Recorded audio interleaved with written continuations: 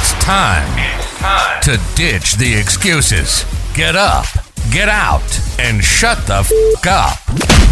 This is the Adjusting to Six Figures podcast.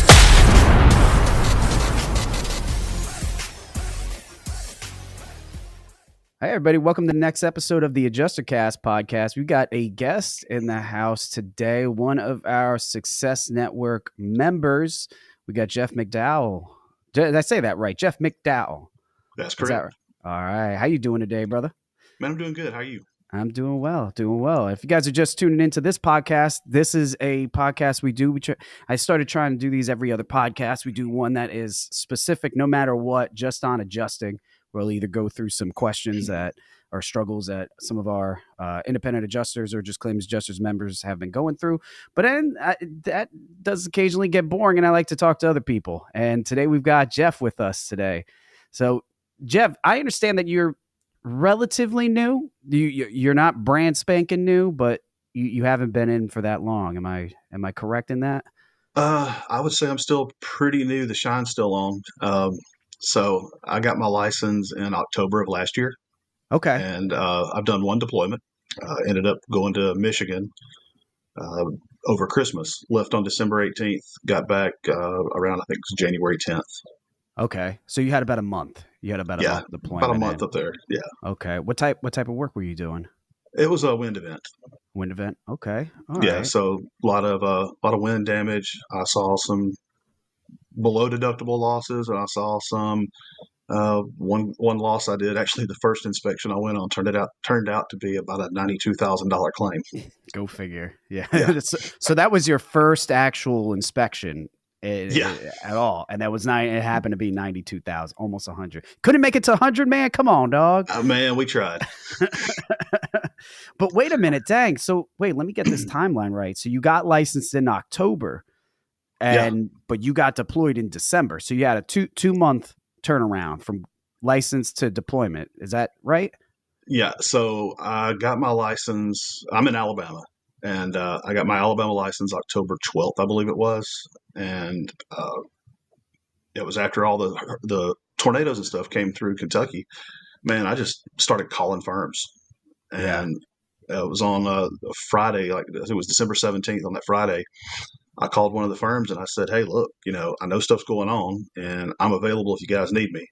And the guy said, well, we are looking for someone for a carrier up in Michigan. And, if you're interested in it, I said, yep, I don't care. I'll go. Right. And I got a call back a little bit later from one of the managers of that firm and talked to her for a few minutes. And she said, okay, I think we'll give you a shot on this one. Yeah. And called my wife and said, hey, so I'm going to be missing Christmas this year. Yeah. And she understood. And it was tough, man. I'm telling you right now that the next day when I left, it was very, very tough to pack my stuff up, get in the truck, pull out of the driveway, and having to tell the kids bye and everything. I'm not gonna lie, there were some tears. There were a lot of tears. Yeah, man. How many kids do you have? I've got 3. 2 of them are 18 and graduating high school this year, and one of them is 12, and she's probably the most mature one in the whole family, mostly, including me. Yeah. It's a rough go at it, man. I'll tell you this, just based on my experience. I mean, I've got 3 kids myself. It's never easy, I mean, it's easier now because I guess you've got like FaceTime and, you could chat with them, on Facebook, do more video than you did even just a decade ago. But, absolutely. I mean, it's still tough, man. I remember when I first started out hearing people say, yeah, cat work is great, but get ready to not see your kids grow up. And I was wrapping my head around that. Like, is that really? So that's what you did. That's what you sacrificed these deployments and making a pretty penny, but you're fast forwarding through your kids' lives and you've rationalized that. Is that something I need to rationalize? And it's tough, man. I mean, on your first deployment like that, hey, you got to do what you got to do because you get over that experience hump now, right? You've got your feet wet. So yeah, you miss Christmas, but you could always do Christmas another time. Yeah, and that's what we did. I mean, we got up the next morning. The morning I left, we got up and did Christmas presents that morning. And just had our Christmas then. And then on Christmas Day, my wife and I had left a couple of gifts for the girls to open. My son was at his mom's, but I FaceTimed in and watched them open their presents. And, like you said, it wasn't the same as being there, but at least we had FaceTime so we could still see each other, just not in person. And, it's the biggest thing for me was just when I decided this was what I wanted to do, I started communicating to my wife and my kids, hey, this is what it's going to be like. And it's podcasts like yours and some other podcasts I listen to, that talk about how the life is and being gone and stuff. And I was able to use the nuggets I got from those sources to talk to them and say, hey, this is what we're going to have to expect. Mm-hmm. It didn't necessarily make it easy when it came time to actually pull the trigger and do it, but it was not something that was completely unexpected. They knew it was going to happen at some point, just not, they didn't realize, we didn't know how we were going to feel when it actually happened. Right. But, and then just also communicating the purpose of why that Dad's got to miss Christmas, why Dad's got to be gone. And that's the one thing I make sure I try to do with my kids and everything is, explain to them, hey, look, I'm a human. I have my flaws, but this is why I do what I do. And hopefully they'll learn from me, maybe not necessarily learn from my mistakes as well as the things I do right. Right. It's those sacrifices and, picking up on that last, on a moment's notice and being able to pack up that truck and hit the road to pursue something that you don't really know what the end looks like. You don't know if you're going to be out in Michigan for 3 months. You don't know if you're going to be out in Michigan for 3 days, but you're leaving nonetheless. And it's a sacrifice and it's a risk, What was that like? What was that, because I've been doing this shit for so long. I can't even think that far back anymore. But I remember for me, for the first handful of phone calls that I'd get for the first events that I participated in, it was just all excitement. It's unknown and excitement. You're running around like, this is it. This is it. What was that like for you once you finally made that one? What was it like for you when you saw the storms on TV, when you knew in your head, there could be an opportunity there? Maybe I should explore this a bit, to the point where you're on the phone and a company is expressing a little bit of interest that you might actually have something. Yeah, it was one of those, when I saw the storms coming through, I told my wife, I said, well, there's good opportunity. There's a good possibility I might have an opportunity from this. We'll see. And I said, so I'm going to start calling firms Monday. And that's what I did. And she's like, yeah, maybe something will come from it. And I mean, she wasn't very keen on me being gone for Christmas, but she also understood that it's got to happen. Right. And so it was, I don't know, it was kind of surreal. And then when I finally got on the phone and the firm said, yeah, we do have an opportunity, I was like, oh, damn. not what I was expecting. I'm thinking, okay, this is what the dog that's chasing the car must feel like when he finally catches it. Right. Now, right. What do I do with it? Yep. So that was where I just kind of said, okay, I've committed to this, and this is what I've got to do now. There's no going back. So I went. And it was a 12-hour drive to get there, and a lot of time to think and be inside your head. And, one thing I learned that I started doing years ago, several years ago, when I was in my current / former business. I'm kind of in the process of closing one business down as I'm getting into adjusting. And when things would get kind of crazy and things would be adverse, I would get all flustered trying to come up with a solution to what do I do to fix this? How do I fix this? And finally one day I stopped and I said, okay, what am I supposed to be learning from this? Right. And then it hit me. Okay, once I figure out what I'm supposed to be learning, the way to fix it is going to present itself, because the answer is in the lesson. Right. And as I'm driving to Michigan thinking, this sucks. I'm missing my family, but I'm getting this opportunity. It's the yin and yang here. And then I said, okay, what am I supposed to be learning from this? What am I supposed to be learning from this situation? Right. And as I got going, I said, okay, I'm going to find out what I'm supposed to be learning from this, and I'm going to use this as a learning opportunity. And there was another adjuster that has another podcast that I listen to. He and I were messaging on Facebook Messenger, and he said, yes, it's going to be hard this and Christmas. Yes, it's going to suck being away from your family. But now that you've committed to do it, make it worth it. Right. 100%. And so that's what my commitment was, okay, I'm going to get here and I'm going to make this worth it, or make this worth it. I'm going to make it worth being gone. Right. And so I got up there and reported into the war room and met my storm manager. And I said, okay, I'm a sponge. I don't know adjusting. I've got some construction experience. I've got years of investigation experience from, previous job or previous career. But I don't know adjusting, and I don't know your method, the carrier's method, the firm's method. So I'm a sponge. Teach me. Right. And, that was one thing I believe really helped me on that deployment was when my firm manager or a trainer or even the carrier manager would offer feedback or advice or anything, I was soaking it in. I wasn't pushing back saying, well, I think we should. No. Okay, I understand that. I got you. And I would apply what they said. Right.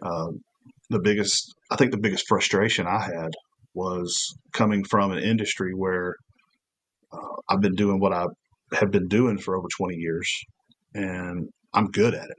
I'm really good at it, and I know how to handle it. I mean, I can handle situations in that all day long. To going into a situation where I don't know what I don't know, and I don't know what's expected next. Right. So that became a little frustrating at times. And right.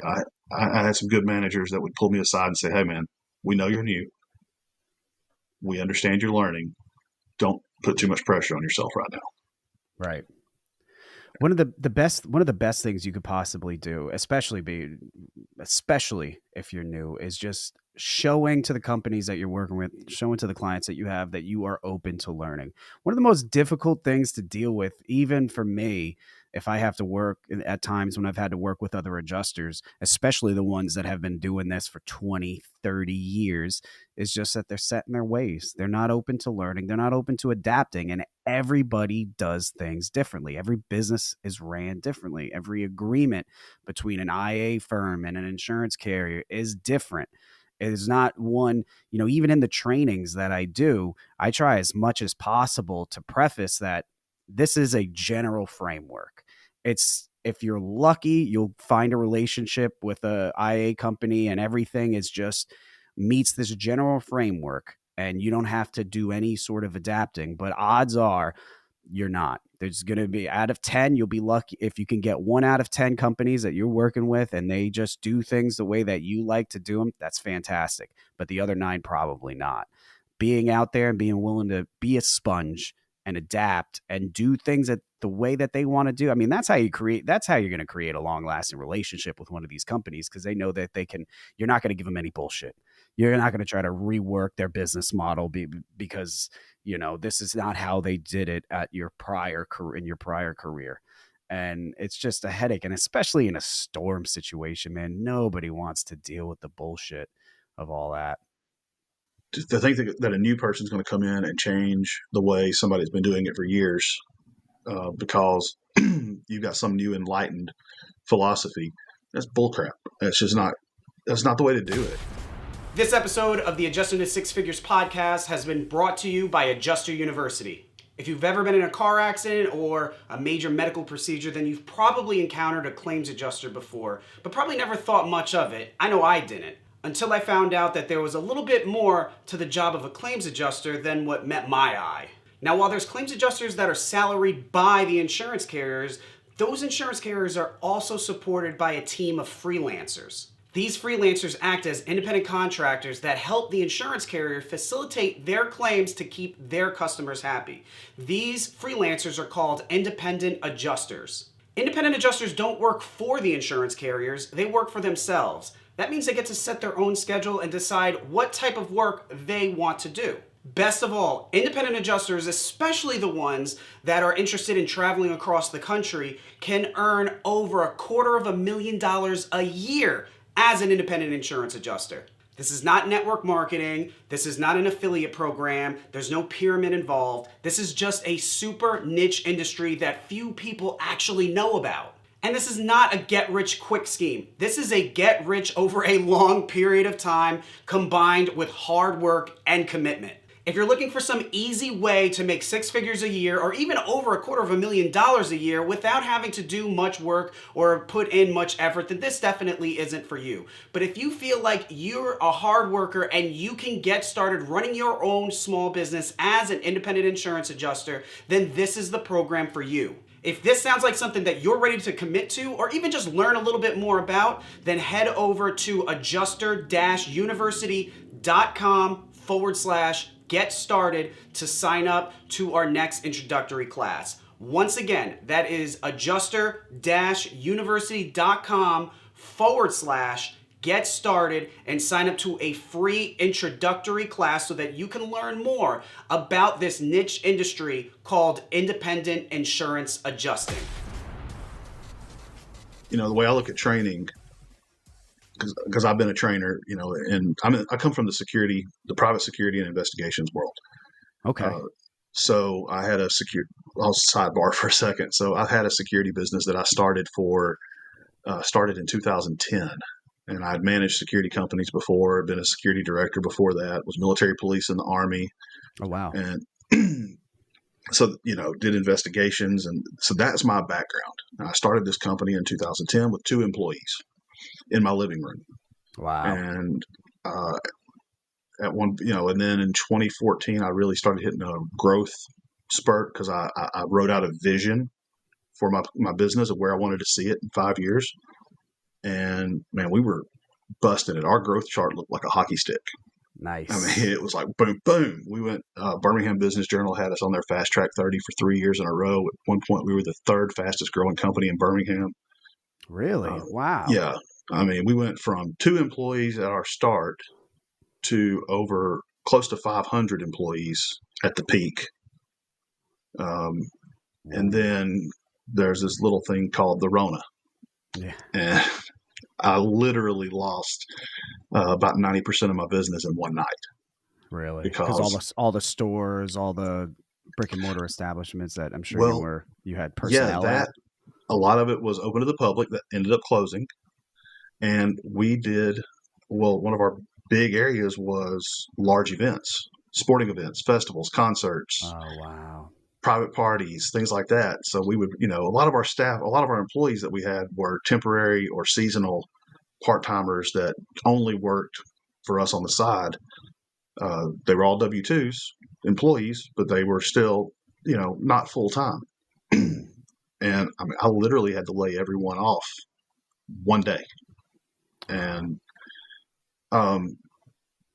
but to tie that back, I had to write the training programs. I had to deliver a lot of the training. I had to do all that. And one of the things I would always say in training is, look, training is not necessarily to give you an absolute way of handling every single situation you're going to encounter, because there's no way it can.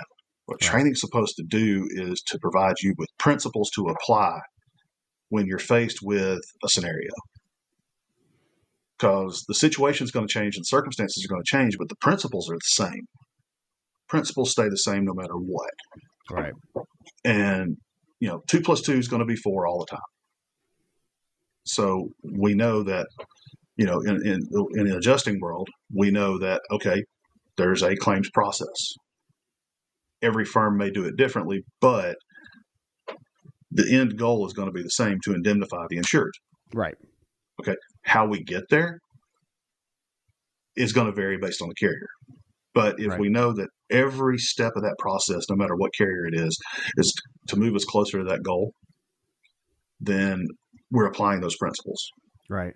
And I think a big issue that holds a lot of adjusters back from building great relationships is that, just like you said, there's always going to be that starting point. There's always going to be that universal ending point. It's just that all the bits and pieces in the middle are usually a little bit different. And messes up so many independent adjusters is that they get hung up that their job is to manipulate the middle, to have the middle change. And that's what adjusting is all about. And especially when it comes to independent adjusting, I mean, realistically, most of the time, I don't know what the percentage is, but I'd say maybe like 75% of the time, we're basically just an assistant. There's another adjuster that's going to sign off on all of this. That's going to take the heat of the settlement. We're just doing shit for them. We're just the assistant. They want to, and sometimes they'll let us do desk adjustments. They want us to be out in the field or run a supplement from home. Whatever the case is, we're just basically a virtual assistant for them at times. And they just want to get the job done. That's it. And the more and more you complicate everything in the middle, the harder that job becomes, that harder that job becomes to get accomplished. Yeah. And instead of just focusing on the start, focusing on what you got to do and focusing at the end, and you get paid based on the end. Once you reach, the quicker you reach the end, the quicker you get paid. And that's why we're all in this. And that's, that was the principle that I tried to remember when I was on that deployment was, okay, look, this is, first of all, I take me out of the equation. Like you said, I'm an assistant. I'm a tool in the process. Okay. I get paid to be that tool in the process. Yeah, I just call myself a tool. But I get paid to be that. And, I get paid, in most cases, we're getting paid very well to be that tool. Like, it was surprising how well that tool was paid. But, again, it's take yourself out of the equation as far as it being about you. It is about the person that filed that claim. Okay. Right.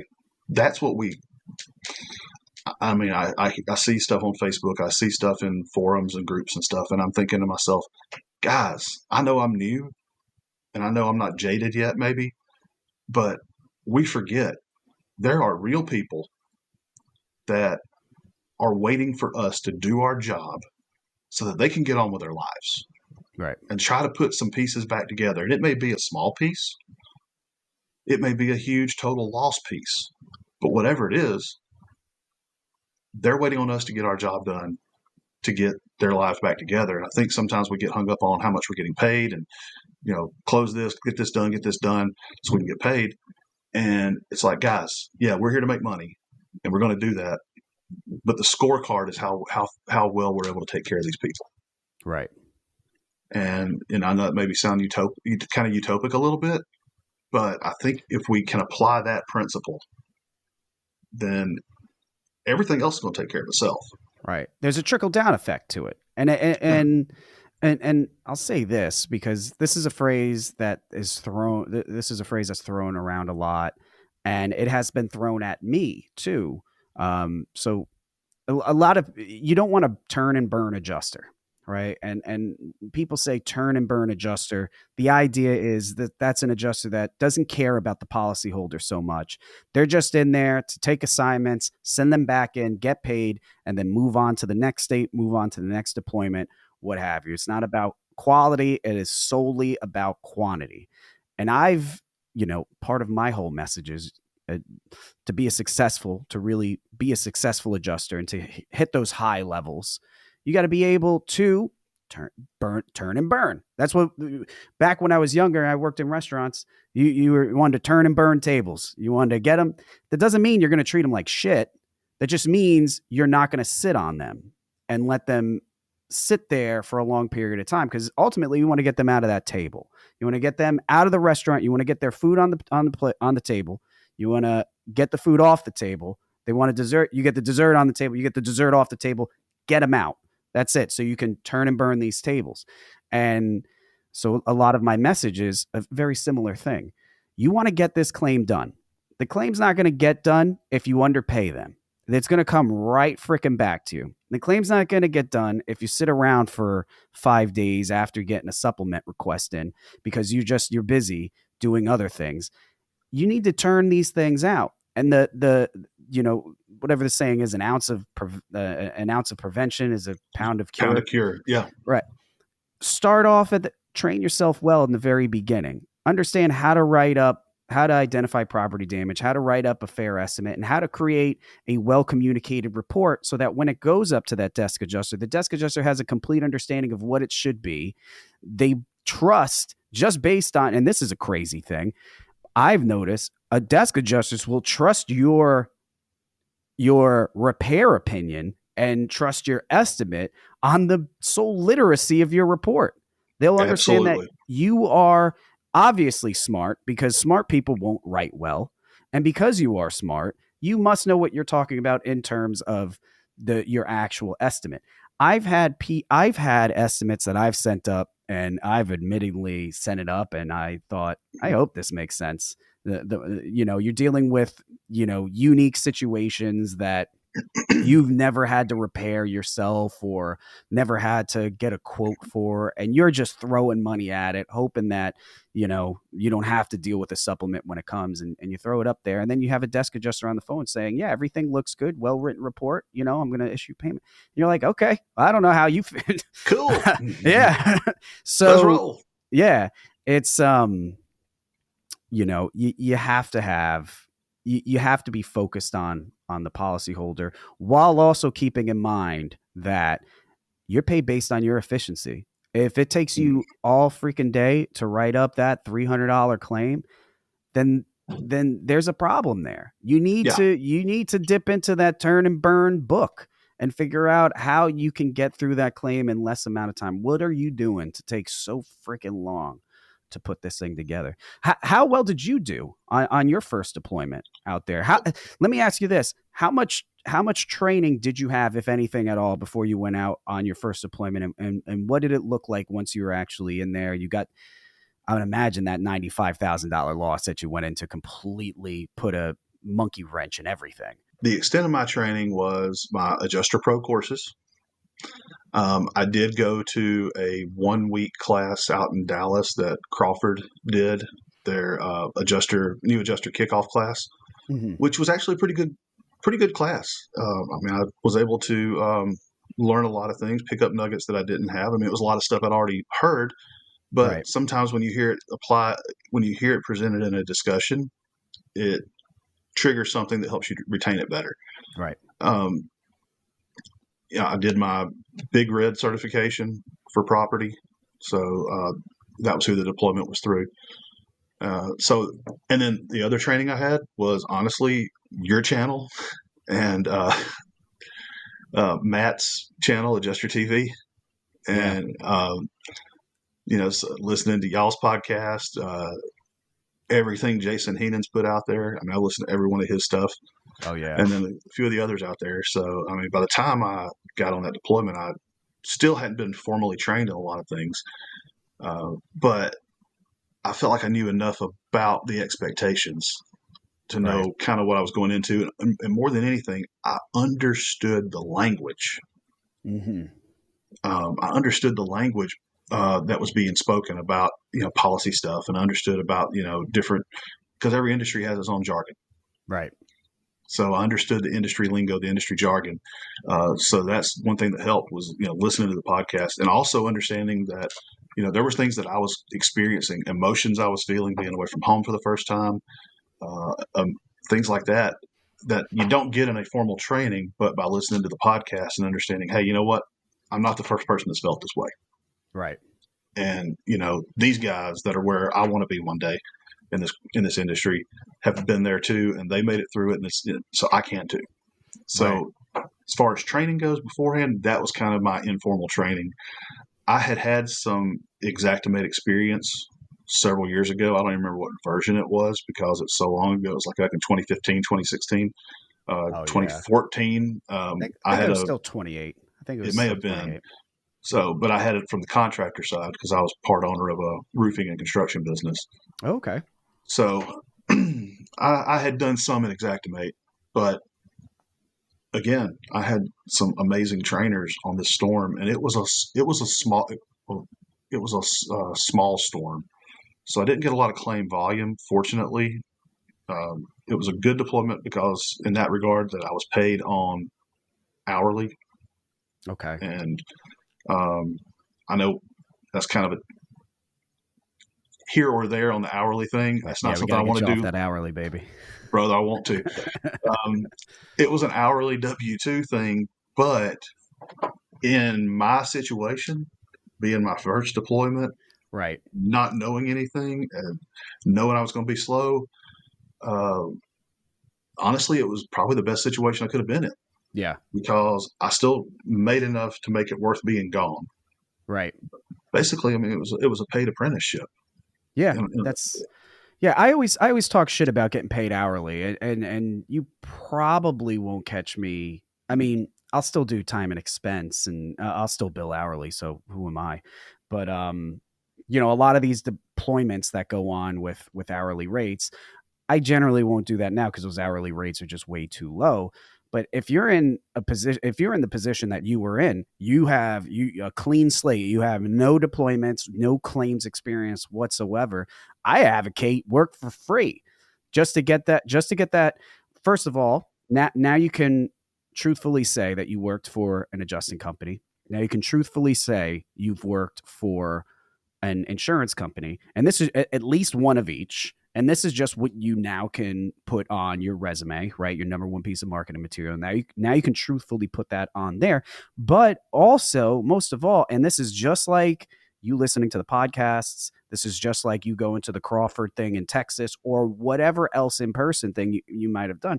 It's essentially being in the same room as the rest of the industry. It's being there, it's listening to other people, it's being a sponge and absorbing everything and gaining perspective from the other people that are nearby, from the other people that are already in the position that you are looking to be in, which is a massively important thing. And that's what's going to help you catapult forward, because by taking that deployment, now that next one is so much easier to reach than this one. It's going to be easier for you to sell yourself to that company, and it's going to be easier for you to gain efficiency in your work because you've already there's less surprises for you around the bend, so you didn't do the wrong thing there. And truth be told, first thing that I ever took was an hourly rate. I went down to Hammond, Louisiana, around the time Hurricane Isaac hit. I was going down for a workshop. I had no experience. There was a workshop that was getting put on. I figured, why not? I'll take a quick trip to Louisiana. Hurricane Isaac was messing everything up, and they called me and said, listen, we may not do the class, but if you can make it down here, we're going to be deploying people. And I said, sure as shit, I'm on my way. My flight was already canceled because of the storm. And I said, pack the bag, throw them in the car. I'm taking this 2006 Mitsubishi Lancer, and we're getting down there. And that was it. And it was like, I think it was something like $36.50 an hour for 40 hours. And then you got time and a half for another 44 on top of it. So it worked out to a couple $1,000s a week. At that point, I was, probably making a couple hundred. I was making like $500 a week. It's, $600-700 a week, something like that, as a bartender and doing odd jobs. I was living. That was it. That was big news to me, Mm-hmm. But you did the right thing in that, man.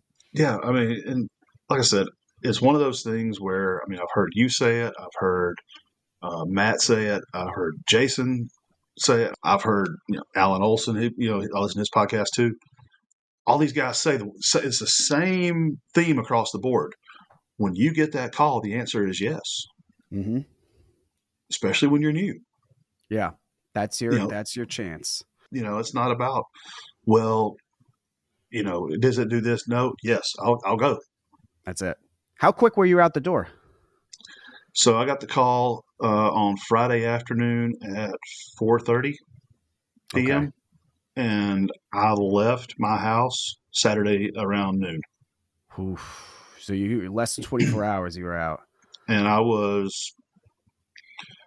wasn't supposed to actually report until Monday morning, and I reported in on Sunday at about 1:00 in the afternoon. Yeah, which worked out pretty good because then I got paid for the day. So yeah. And I was able to get all my equipment, get set up, start that process. And they had you at an hour. Was it like a per diem that they were doing? So it was an hourly rate, 12, based on 7/12s. Okay. Yeah. So then you had your base rate and then your overtime over 44, and right. So but it was a little bit of a different there were some other challenges as far as, making sure I had all the logistics right. And then when I'm packing my stuff going, okay, am I going to need this? How much am I going to need? So I threw everything in my truck. I mean, if I thought I might need it, I threw it in there. And then when I got up there, I was like, I don't need this. I don't need that. Okay. Right, Well, next right, time I know not to carry that. So right. I remember when I first started, it was the same deal. It was the same exact deal. There's such a progression here. I want to throw it out there. The first time I shipped out, it was, okay, what do I need to do? What should I bring for food? We got to think about food. What should I bring? Where am I going to be staying? I'll pack some soap.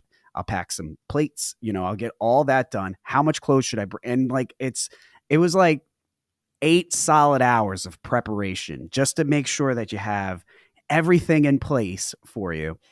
And fast forward to now, I I think the last deployment that I took, I went out and did hail.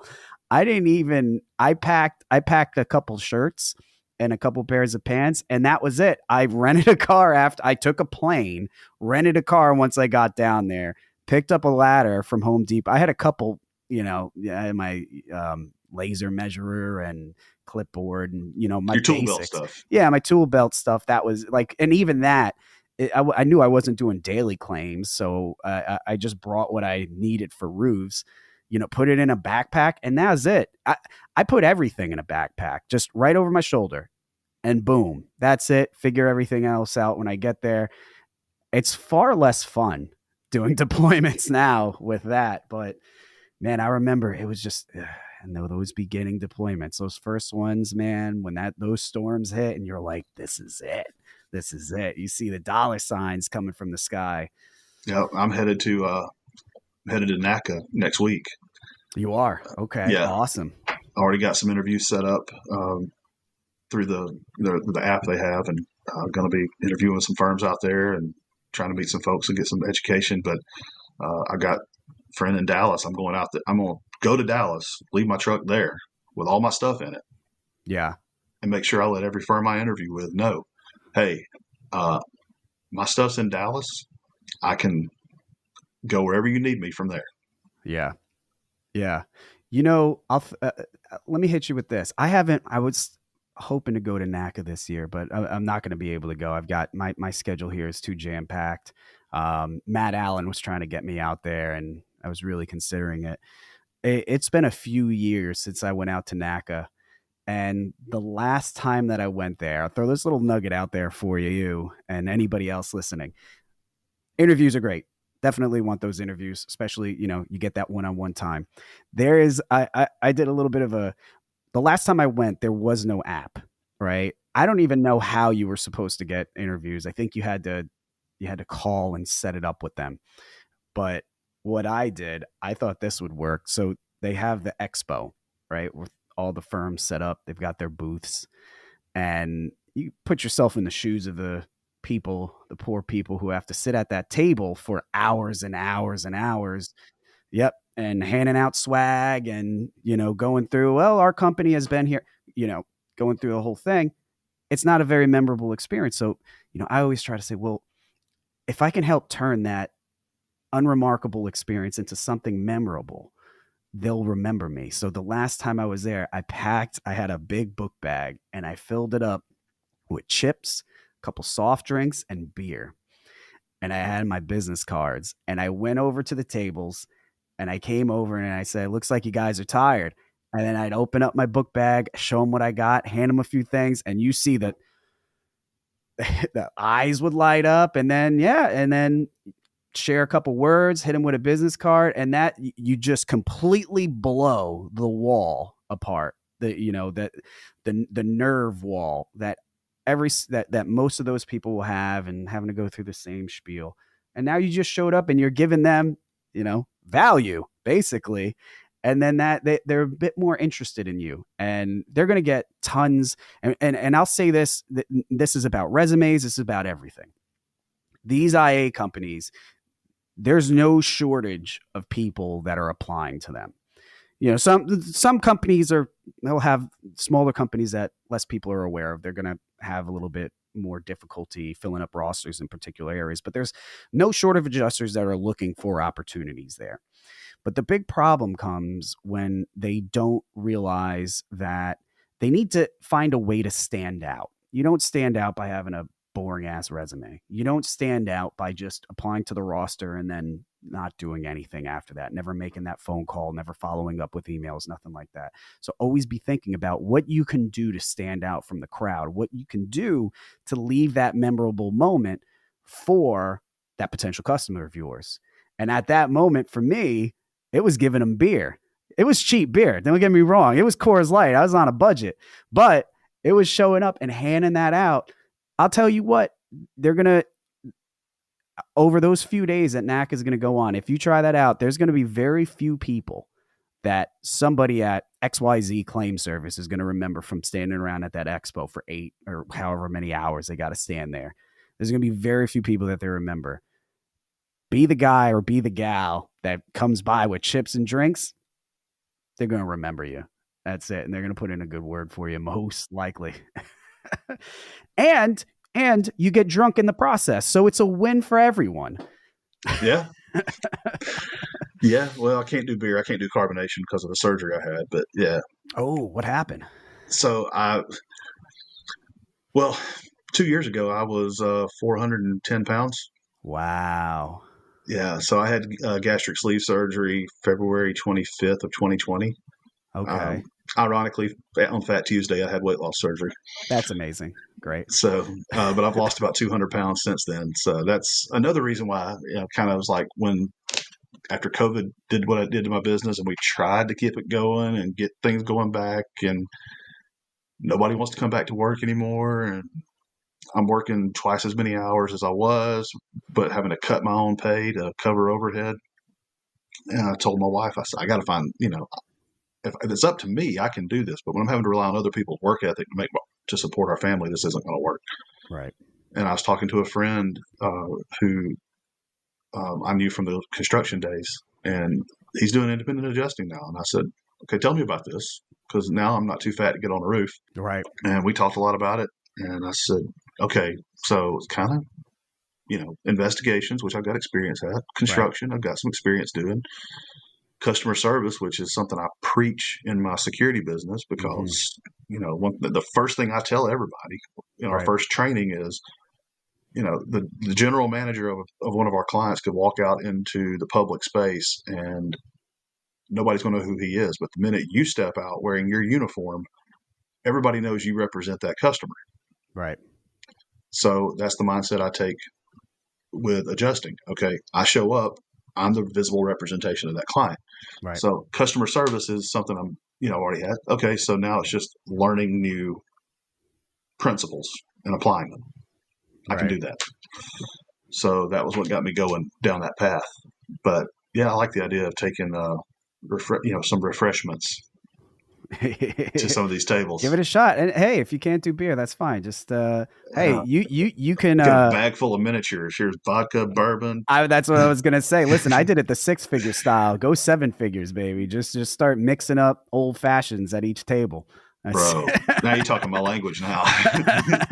I'm telling you, if you showed up, I think if it's liquor, you're people are going to draw the line and say, that's great. Thank you. I can't do this. But man, especially, with you're down south, man, there's going to be a lot of dudes down there that are just there. And they're like, fuck, I don't, when is this over? Where's everybody going to be after that? And you show up with some Coors Light. Whoo, boy, that's it. And man, and I'll tell you what another thing that I'll hit you with too, and this is tough. So little thing about me, I grew up, I like to party a lot, right? So as I started to get a little bit of success at this adjusting thing, I knew the value of networking, going to events, meeting other people and things like that. So I would go to these events and, I would be the guy. I would try to be the life of the party at a freaking adjuster events, Absolutely. Which is, but I would find myself, I'm just constantly drunk. But I've learned over time, especially towards the night. And don't get me wrong, had some, I've met some people that way, and created some friendships there and whatnot. But it gets kind of tough after a while. But what I found to be tougher, because I would drink just to kind of relax the nerves of meeting these people, right? And to be able to open up more. So, I had to go through this transition where I need to learn how to be able to do that without having to get shit-faced wasted by the end of the night and then miss all my classes and then not network at all during the next day because I'm, either eating or sleeping. But one thing that I've pressed to everybody that's getting involved in this business or getting involved in any business is to actually get yourself out there. If you're at NACA, you're at this event, however many people that they have there these days, I don't even know, but you're in the best opportunity you can to start to grow your adjusting business, the best opportunity. Yeah. And the one important ingredient to you being able to do that is not sitting in your freaking hotel room. I've even said those classes are great, but if you could do something other than those classes, if you know that there's something else going on where you can actually sit with other people, go do that. There's going to be classes that you can take. NACA's great because they got classes and whatnot. You could find other freaking classes to take. Take an online class, do something else. But you're not always going to have that opportunity to sit with somebody or stand with somebody outside of a room and say, hey, what's going on? Where are you adjusting out of? Oh, what companies are you working with? Oh, they're over here too. Do you know the people that are at that booth? Oh yeah, that's so-and-so. Oh, that's cool. Maybe we'll meet up later. And then you begin to create those connections there. It's this thing about networking is people don't understand. They think it's about selling, but it's about the connection. Right. And again, it goes back to this thing I said earlier. When you take yourself out of the equation, that's what makes you memorable in networking. Right. I mean, because to grow my business, I had to network a lot and was part of networking groups like BNI and the chambers. I was on the board of directors of one of the chambers of commerce here, nice. A couple other things. But one thing, a friend of mine, he actually wrote a small book on networking. But one of the things he talked about, and one of the things he taught me, and the trick he taught me was when you're meeting with somebody, ask them questions like, okay, so what is it that you need in your business? Right. What is it that you're looking for? What is it that you need? What is it that you are trying to accomplish? What's your biggest struggle? Ask them those questions and kind of make a mental note or even jot it down on the back of their card.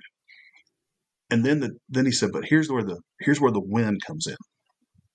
Wait 2 days and call them back and say, hey, you know what? I was thinking about what you said.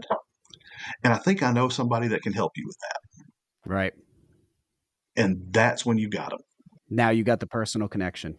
You got that because they're going to think, wow, they were thinking about me. Right. And took the time to call me back. Right. Like the deployment I got. So I went, it was with Crawford, and had gone to their training out in Texas. And so when this guy called me, or I called the guy at their dispatch, and he told me about this deployment. He said, I want to check with the managers to make sure they'll take someone that's new for this deployment. I said, okay, that's fine. Well, I had an email address for one of the client managers for Crawford that had conducted part of the training. So I fired an email off to her. And I said, hey, I talked with so-and-so in dispatch. He said there might be an opportunity for a deployment in Michigan. I'm very interested. I know I'm new. I met you at the networking or at the training back in November. She's the one that called me back. Yeah. And now you got her working for you. She said, I think I remember you from this deployment. I said, yeah, I remember. And it's a funny thing. When she was talking about during the class, she was talking about how to dress, business casual and everything. And she mentioned a specific pair of brand of pants that she likes to wear, 511s. Yeah. And that's what I've worn most of my career. And after the session, I saw her in the hall and I said, yeah, it's funny you mentioned that because that's exactly what I'm wearing today. And I wear, so we kind of connected over a freaking pant brand. But when she called me back, I reminded her of that conversation and she remembered who I was. Wow. So it's those little things like that. And then when we talked a little bit, she said, okay, I'm going to give you a chance on this one. Follow up now, the end of the deployment. And she said, oh, here's my cell phone. I'm calling you from my cell phone. Keep my number. Yes, ma'am, I will. The end of the deployment, I've been released. getting my stuff ready to go home, pick up my phone and call her. I don't get her, but I leave a voicemail. And I said, hey, I just wanted to say thank you for this opportunity. Right. Massive. And she calls me back and says, thank you so much. Nobody ever does that. Right. Right. It's one of those competitive edges that you can have just by being a good person. And, I haven't gotten anything back I haven't got another deployment opportunity with them yet, but I know that I'm hopefully in the top of mind when something comes up, maybe. Yeah. And Crawford's big. I mean, I've got pretty good confidence with you. If you were, I'm not saying you should solely rely on one IA firm. I always say the complete opposite. But Crawford's one of those companies. I mean, I'm pretty sure I still get text messages from them. I get text messages from a lot of these big ones. And, they're going to have something for you. You're fresh, you're freshly home. They're going to find something, especially if you're starting to make people feel good inside of there. It's like having troops on the inside. That's an inside person right there. And they're going to look out for you. And they know that, they're not going to be dealing with any BS from you. They got to deal with BS. They got to deal with BS from me. I'm always not available, and I'm goody two shoes these days. But, they people in your position, man, they're going to take advantage. They're going to take advantage of having some good personnel out there, rocking and rolling for them. I'm excited about this opportunity. I mean, it's, when I got up there, I told my wife after I started running some claims, even though the first one scared the hell out of me. But I told her, I said, the thing is, it's a lot of learning to do, and it's hard work trying to learn all this and then actually apply it. But God, I love it. Yeah. She said, what do you mean? I said, it's just knowing that I'm actually doing something that's helping people and making a difference in people, for people, and I'm getting paid to do it. I mean, that's cool as hell to me. And seeing a problem, analyzing the problem, coming up with a solution to the problem, and then presenting that solution. Right. Okay. There's a beginning, a duration, and a conclusion. Right. Okay. I like that. Right. That gets my gears going. And it's going to pay you handsomely for every problem you solve. Exactly. And, I will say that, I had one claim where go out there and there's siding loss on one elevation. And it was a small house outside of Detroit and super nice couple. And, it was just one elevation. I mean, probably a couple hundred square feet of siding is just gone. Even the fiberboard's gone. Mm-hmm. And I'm thinking, we're going to write it up. But they had a $1,600 deductible. And it's going to be close. Right. But that carrier, you have to get the siding sample, send it off to their siding locating service. So I had to wait to get that back. Got it back, got the report back, and that siding's not available. Mm-hmm. So we had to do the whole house. Oh, okay. Good deal. So it wasn't a huge thing. It wasn't a huge house, not because it was a brick and it had brick and siding on each elevation. But it was a total house wrap, and so I called the guy back. And also there was another layer of siding that was the fiberboard, the fiber cement siding that was under that was also going to have to be removed. So I called the insured and I said, hey, so here's the deal. And I explained to him what all was going to happen. And he just got quiet. And the next thing I know, I said, sir, are you there? And he said, yeah, I'm here. And you could hear he was like emotional. I'm thinking, did you get emotional over siding? Yeah. And he said, you don't understand what this means for us. And I said, well, I understand you're going to get your house repaired. And he said, no, we didn't know how we were going to even meet, how we were going to do this. We figured it'd be under the deductible amount. We didn't know how we were going to fix this. Yeah. Because his wife had just had a medical procedure back in the fall, and it took all their savings to cover that and the time she was out of work. Right. Right. And I'm thinking to myself, okay, this is what it's about right here. Yeah. The guy with that $92,000 claim on that other house that we did, $95,000. Yeah, they were concerned, but their house was still livable. Everything else was good. Right. It was in a part of the house that wasn't even really lived in as much. So they had the resources. Right. But it's this little claim here that's under $10,000 claim that, this guy's in tears over because we're fixing his life. Right. That one was pretty cool. Yeah. You see a lot more of that, man. I mean, you see that on that level times 10, just, I remember Hurricane Harvey, I remember as early as when Sandy hit New Jersey, it was all over the board. I mean, I remember for New Jersey, I remember I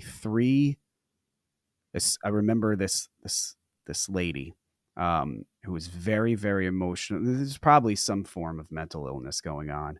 But a 3-level house, shore house, beautiful home, probably $1 million. I mean, prices here are much higher, but you got to imagine probably about $1 million is this house. It's pretty nice, just in a great location. 3 stories. First story is just a garage and a couple other things, and some flood water came through, so they had to move everything up to the first floor or the second floor.